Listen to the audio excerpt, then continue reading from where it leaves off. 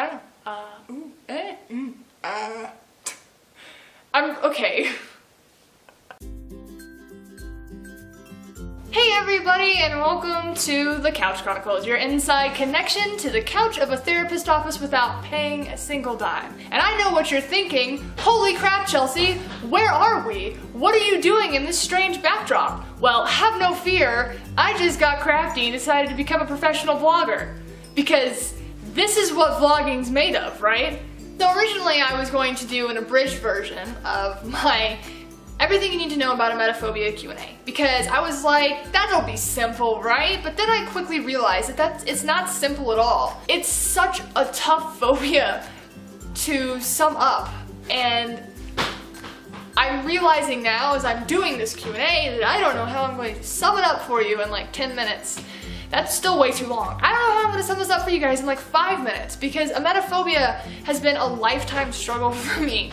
And it's been a lifetime struggle for a lot of people who deal with it. And it's, how do you sum up a lifetime's worth of struggles into 4 minutes so that people can understand what something is?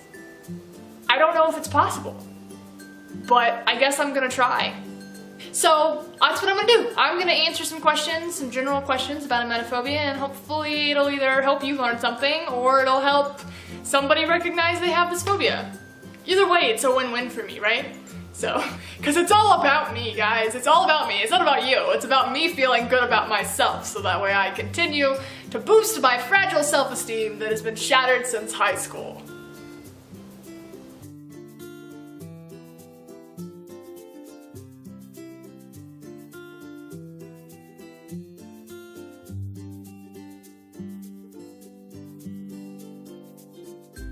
Emetophobia is the intense and irrational fear of throwing up.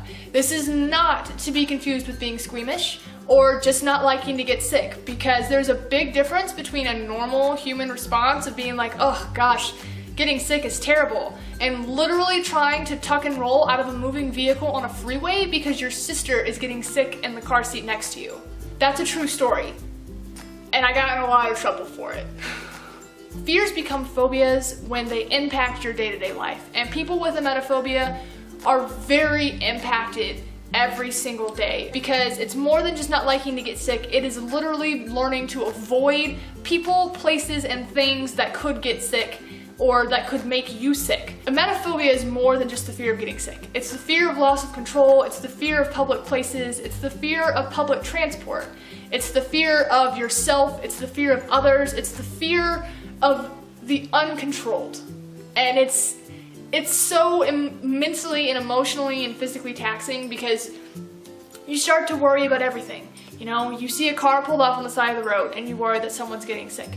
You go to a restaurant and you assume that everything in there is contaminated when it's not. You hear somebody cough and you assume that they're gonna get sick.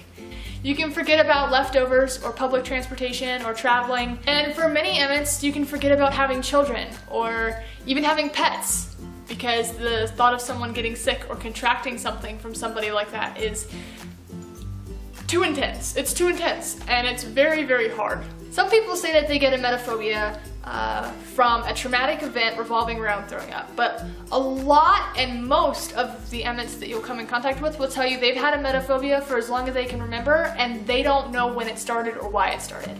There are 3 types of emetophobia. One being somebody who is just scared of themselves getting sick but not others. The second is somebody who's scared of others getting sick but not themselves. And then you've got the third, who is like me and a lot of the people that I've come in contact with, who are scared of both. So of themselves getting sick and others getting sick. Why are you scared of getting sick? I don't know is the easiest answer. But if you wanted to get technical, like I said, my fear of emetophobia comes from this fear of the uncontrolled. The general consensus of people with emetophobia is they don't know why they're scared of it. And they'll tell you if they've ever gotten sick that it's not that bad, but for some reason, it still terrifies them every time they feel sick.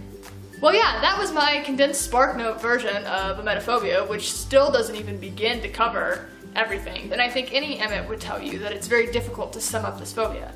My weekly inspiration this week was brought to you by Disney. I did a blog post on Hakuna Matata and how that magical phrase that means no worries may not be good on its own, but if you apply it to a lifestyle, how it might actually do you some good.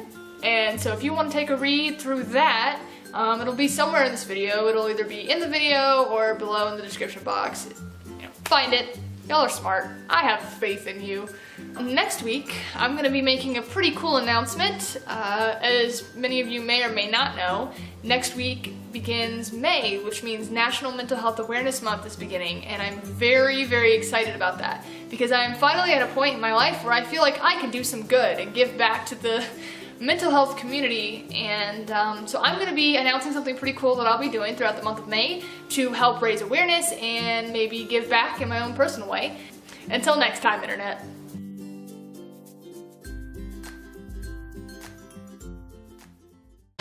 Emeto. What?